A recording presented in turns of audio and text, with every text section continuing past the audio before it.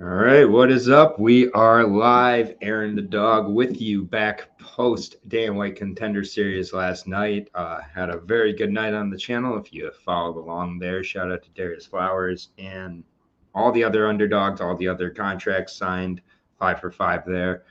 Moise stopping in. What up, Moise, with the carousel? And the dog here for LFA 140. The rumors of the MMA weekend offer grossly false. We've got an LFA on Friday. We got CFFC on Friday. We've got MMA from Belarus today at in 4 hours. So there's always MMA. Cash hard last night, as we said. Won't spend too much time recapping that since this is the LFA show. Timestamps will be in the description as always. But gonna have and get started here. Gonna be live from North Dakota, Newtown, North Dakota, which I'm gonna guess doesn't look like a new town. We've got 5 fights on the main card here. Very good overall card, honestly, top to bottom. I'm looking forward to it overall. And then starting out the main card, one of my favorite up and coming guys in the lightweight division, Richie Miranda, taking on Elijah Harris. What U.S. sports books offer LFA and CFFC? Typically, Bovada, I know, does. That's the one I'm most familiar with that does over in my region. But I know a few other sports books do. They tend to open it Wednesday, Thursday, typically, and they will usually close the lines before the fight. Apologize for the barking, but it will happen. So, but yeah, typically Bovada is where I play it. But good to have you here, Bofo, on the beat. Haven't seen you here before. Apologize if there's a little barking. Shouldn't be too bad, though. But we're starting the lightweight division. Elijah Harris, Richie Miranda, El Machete's looked really good so far, 4-4 or 4-0. 5'9", 74-inch reach, taking on the 5'6" Tactical Combat Academy representative in Elijah Harris, the Buffalo Soldier. So only 26 years old, a lot of experience, really familiar with this guy. 4-4. Won his last fight out over a 6-5 Vadim Ogar. Got a guillotine choke with Fight World. Before that, lost to a 5-5 fighter, lost to Nazim Saidakov on CFFC, although he did go to the decision and pushed him pretty well. We saw Nazim look on the Contender Series. Lost to Anthony Romero at 2-0 with King of the Cage. These are not by any means bad losses. Split over Sean Felton back in 2018. Jose Martinez Jr. Was able to put him away.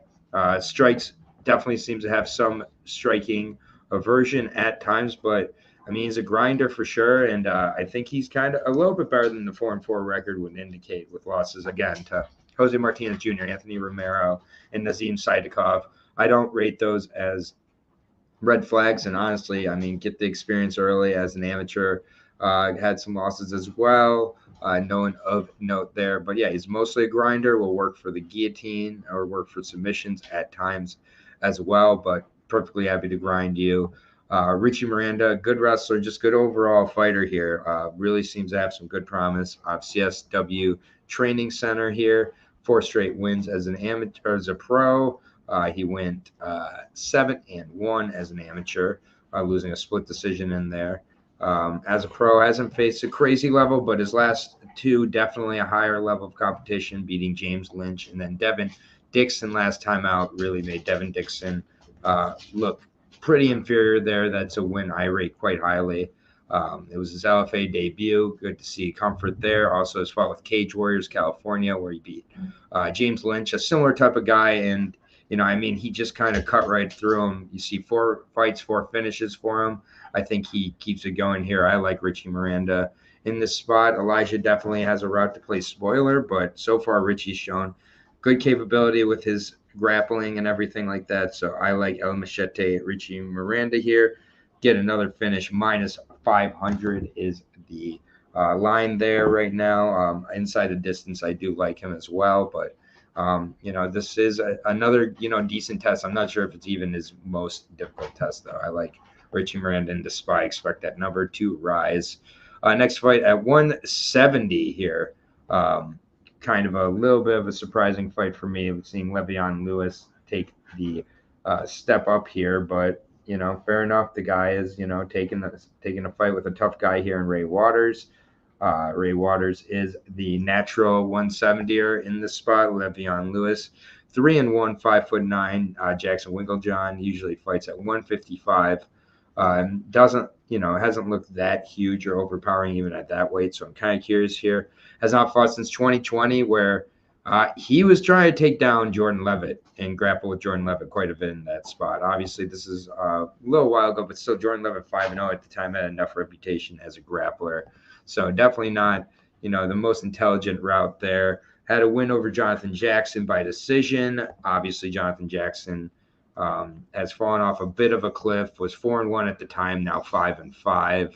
And yeah, you can kind of just see after, the Le'Veon Lewis fight, he got a decision after that one win from Jonathan Jackson, 3 straight losses. So not sure how great of a win that's aged to be. Other than that, Bradley Glover and Geronto Harris, low-level wins. Got a quick knockout over Bradley Glover, rear naked choke. As an amateur, was undefeated as well. But again, these fights, coming in 2017, and they were up at welterweight. But as a pro, he's fought at featherweight, a catch weight of 146, which I don't know what that even means, and then lightweight. And now he's going back up to welterweight here for this fight, which he is taking on, nearly or over 2 years out at welterweight. Ray Waters, very powerful looking guy, physically strong, 5'11", going to be bigger in this case. Sweet Baby all day are his nicknames. 5 straight wins going back to his amateur career. Has faced a low level of competition, both with the LFA, both finishes, both in the first round, over 2-2 and a 1-0. He's been off since December. Was supposed to face Thad Gene back in February. That would have been a great fight, much more difficult fight, in my opinion, than Le'Veon Lewis. Undefeated as an amateur as well, getting 2 finishes there. Good striker, good top control, physical as well. Ray Waters, I think, rolls in this one and welcomes Le'Veon Lewis back with a loss here. I anticipate this would be similar types of odds, similar type of matchup, minus 500, the exact same odds here. So another guy I see finishing in the distance here in Ray Waters. Not much more to discuss there from that 170 fight. Next fight at 170, I think one of the closest. The last 3 are, I think, much more close than others, but Ryan Lenninger taking on Bahata here, and I will not be saying that full name again. But yeah, this should be a good fight here. Ryan Lenninger, I was familiar with for a while on the regional scene, but particularly got to watch him this past week as I was doing tape for Darius Flowers, and he's Darius Flowers' last loss. Really good competitive fight there for the fighter out of Nebraska, fighting now with James Krause and Glory MMA, taking on the China top team. Lion King Bahata 6-1-1, made his LFA debut back in June against Harris Tolenzik. Harris has not looked much better than that fight, I'll be honest. Bahata had some good defense. The offense, he did have trouble getting started for the most part. It had been about a year since he had fought. I do like that he's making a quick turnaround here. The fighters he fought on the regional scene, I'm unaware of any of them, not the highest level either. I definitely want to keep this on the feet. Ryan's going to go in there and look to grind, look to wrestle here for sure. With James Krause in his corner, I anticipate a good game plan coming off a win of Josh Weston by strikes at FAC 13. That was in February. Also fought in January of this year, getting an arm triangle win. Those over a 5-9 and 8-11. So since getting that guillotine choke over Darius Flowers in the second round, a very, very close fight also, and a fight where Darius was, indicating there was some maybe eye pokes or something going on with that choke. Who knows? But either way, I'm not crazy about the level of competition in his last 4. 9-30. Darius Flowers, obviously a good win, but Kevin Brown and then Josh Weston, low-level wins. Got kneed by Joseph Holmes very quickly in the LFA back in the day as well. So it's a little bit hard here. He's a grinder. This is a fight where I just don't know enough about Bahata. I'm really interested to see how he comes back and how much more comfortable he is in the second time around. He seems pretty aggressive offensively as well. So it's all about that takedown defense for me. Plus 155 on Bahata, minus 180 on Ryan Lenninger. I'm going to edge towards Ryan Lenninger, but the level of competition he's seeking out this late in his career is concerning to me. To see several fighters with sub 500 records at this point in his career, is a little bit of a worry. He did look good against Darius Flowers, but there was some questions around that. And Bahata, first fight in the States, first fight in over a year, I think he could look much better this second time around. So this is one I'm definitely not betting, and I could understand anybody who goes with the dog there in Bahata. But I'm going to go with Ryan Lenninger to grind it out, but I'm going to be nervous for that one. Speaking of grinders, this next fight is a striker versus grinder matchup all the way. A classic here in Myron Santos taking on Dwight Joseph. Dwight Joseph, formerly of the Contender Series, where he got a win over Jay Perrin on there. Obviously, Jay Perrin, not really too valuable of a win, but he did make the UFC. Uses grappling, uses wrestling in that. Dwight Joseph fights pretty much the same in all his fights. Another guy out of Nebraska here fighting on Team Alpha Male, though. Very, very physical, usually fights at bantamweight. Both these guys do. This fight is being fought at featherweight, so I think both guys will have a good gas tank, be able to pour their all into it. Dwight Joseph, Jay Perrin fight 3 fights ago. It was a decision, not enough to get him on to the big show. After that, he faced Will Shutt, who is mostly known for bare knuckle FC at this point, 23-29. During that fight, they were opposing Will Shutt was 23-1. Dwight Joseph just throws a lot of single shots on the feet, and Myron Santos is quite dynamic on the feet. On the ground, wrestling-wise, jiu-jitsu-wise, Santos leaves a lot to be desired, especially in that last fight against Daniel Arguda. Daniel Arguda, very, very good guy, very good wrestler and powerful, but just kept on taking down Santos, and Santos just didn't show the urgency to get to his feet, didn't show a big threat, wasn't very offensive from his back. Just a lot of worries that maybe they had to do with Arguda, but honestly, I can see Dwight Joseph replicating that game plan. It's all about, can Dwight Joseph wrestle and grapple, or does Myron Santos keep this on the feet and tear him up and put him away, maybe even early? Because Dwight Joseph, you see the level of competition he's facing, and it is not great. He's only got a split loss, but he's got a win over Tony Ortega, Nathan Gosens, Farad Muhammad 2-2, Brian Timmons 2-4, Baron Mueller 3-7, Stephen Merrill, who was 4-1 at the time, but Stephen Merrill has continued to down slope. We'll talk about Stephen Merrill later. Zhang Li, you're the man. Appreciate you. And then Baron Mueller 3-7. Yeah, Adam Mujacic 9-13 went to end a no contest due to lightning with an 18-15 fighter. 2-7 Ernest Walls. You see what I'm saying? 5-9 Baron Mueller. And then, he got by against Jay Perrin, but again, single shots, relies on the wrestling and grappling, and could be a problem as we continue to go. Myron Santos, 12-1, bursted onto the scene here against Daniel Arguda, taking that fight on very short notice. And went to distance, 3-fight money line at the end. I'll get that to you, man. No problem. And then took a grappling fight since then with Submission Circus. So it's good he's staying active. Good he's working on the grappling here. He's got to keep this on the feet and look to, on the feet, look to be very aggressive. He's faced a better level of competition, in my opinion. He's younger. He's more dynamic. This is a close one, a very, very close one. It's a head and heart pick here for me because my heart wants to go with Santos. My head is going to go with Joseph. I am going to go with Dwight Joseph here. I think the size and grappling advantage is going to be enough to get pretty ho-hum decision. I do think Santos on the feet needs to be aggressive and really show some urgency on the bottom when he does get taken down, because Joseph will take him down in this fight. Currently, Joseph, the slight favorite, -115, very close fight, -105 on Mr. Santos. I totally get it. And yeah, we're cruising here, guys. We're on to the main event here. A lot of these fights I feel are not straightforward in terms of who's going to win or lose, but just straightforward in terms of how I see them going. So we're on to the main event here. Carlos Mota taking on Rizvan Abuev here at Flyweight. Very good fight. Very likely at least a Contender Series guy comes out of this fight, if not signing with the promotion overall. Russia versus Brazil here, 27 versus 30. The 30-year-old being the Russian, 12-3 versus 7-1. Good records here. I'll break down the Predator, Rizvan first. Been fun to watch him, 12-3.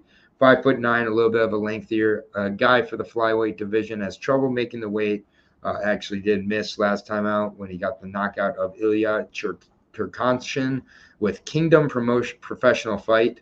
Was not able to find that fight. The last fight of his I was able to find was his 2 losses with Fight Night Global in 2017 and 18. Tyson Nam fight was doing really well. Very offensive, very aggressive. Uses his length well. Good leg kicks. Good grappling. It was just kind of a classic. Tyson downloaded the movement and then eventually landed that right overhand that knocked him out cold. Vartan Asantarian. Vartan, it was a very good competitive fight, honestly, back and forth. Vartan very experienced and just out grappled him in that. Fortunately, his last 3 wins, I was not able to find those at all. I did find some highlights of them. He's been off since April of 2021. He's supposed to fight with Brave. Both fights got canceled there. Overall, he's faced a decent level of competition, but not an incredible level, in my opinion. Mostly knockouts in there, mostly in the first round. Does go a little deeper at times, has some decent grappling. Carlos Mota, 7-1. 27 years old out of Brazil, is going to be a little shorter at 5'6" out of Primera. Jim last fought in May, where he fought Stephen Merrill, who, like I said, a fight ago was 4-1. He's now 5-8, losing very quickly with body kick and punches there. It was a good rebound from him from the Charles Johnson fight he took on very short notice, and he was competitive. That was at the beginning of the year. Charles Johnson went on to the UFC, had a very good fight with Makayev. I get Makayev won, but Charles Johnson, no slouch, multiple-time flyweight champion. The Jefferson Oliveira fight, very impressive at the Brazil welterweight Grand Prix back in last July. The George Martinez fight ended up with the beautiful body kick. Santos is really interesting to me, explosive. He's continuing to get better. A win in his second fight with Samir Fadin, that tells you something. The Marajinho fight as well. Those are, good fights to start your career. But the Samir Fadin fight, 2 fights in to get a decision out of there. It shows, I think, his level, his IQ, his ability here. I like this guy a lot. I think he's going to continue to improve. I think he learned a ton from that title fight where he went 5 rounds with Charles Johnson. I mean, that is just no joke. Great experience. I like Mota here. I think Mota gets the KO. So it's a 5-fight card here, and I'm going to give my quick picks and then a 3-fight parlay, and we're going to get out of here. Easy enough. Thank you for everybody who's been joining me, everybody who's subscribed over the last few. It's just meant a lot to me. This whole channel has been just over a year now, and it means a lot to everybody who joins me. Jean Lee, Kelly, Moist Audio, Buffo, Darius Flowers, who joined me the other day. Just all of the above. It means so much to me. So thank you all. Quick picks for this, and I'll mention the ones in my parlay. Richie Miranda versus Elijah Harris. I got to put Richie Miranda in that 3-piece. I really like him. I know it's minus 500, but it is what it is. Ray Waters over Le'Veon Lewis. I like Ray Waters as well, and I want him to be thrown in there as well. So Ray Waters, again, it's 2 minus 500s. I feel kind of cheating doing that, but with a 5-fight card, it is what it is. Ryan Lenninger versus Bahata here. I'm going with Lenninger ever so closely. And Flowers, big cash. UFC betting experience, another one of those real ones. Appreciate you. And then Moise. Ryan Lenninger grinds it out, but not confident, not betting it. Myron Santos versus Dwight Joseph. I'm taking Dwight Joseph. I'm using my head, but my heart wants to go with Myron Santos. And then the 3rd piece of my parlay will be Carlos Mota over Rizvan Abuev. Rizvan is a very, very tough test for Carlos here. I'm really looking forward to it. By the way, Carlos currently a minus 250 favorite. That shows, I think, the respect for Carlos. And Carlos he's on a really good upward trend. Rizvan's U.S. debut as well, LFA debut. All those give me Carlos Mota. So I got 2 minus 500s and a minus 250 in my 3-piece parlay, but it is what it is. And I am currently going with all the favorites, with Dwight Joseph being a slight favorite, and I'm leaning ever so slightly towards Lenninger, but again, should be a good card. We got the CFFC coming up as well. We have one championship, Good Friday. The Belarus Centurion card coming up here in an hour or two. I like Steven Costello. I like Jovan or Nikolai Grozdev over Jovan Kandik. And also I like Valsto Seppo. All those I like with Centurion Fighting Championship currently on Bovada. So thank you, everybody. Extra shout out to Flowers from the other day or last night. Incredible result. Wasn't a fluke. And just stay tuned, guys. Tag that guy because everybody's going to discount that win from the Contender Series. Say it was a lucky injury accident. Let's keep cashing it. Go ahead. Look at the 12-5. Look at whatever you need with keep discount Darius because we over here at the channel, especially depending on the matchup, we're going to keep cashing. So thank you all for joining me. Appreciate you all. And that will do it for the LFA breakdown. In the comments will be the timestamps as always. Peace out, guys.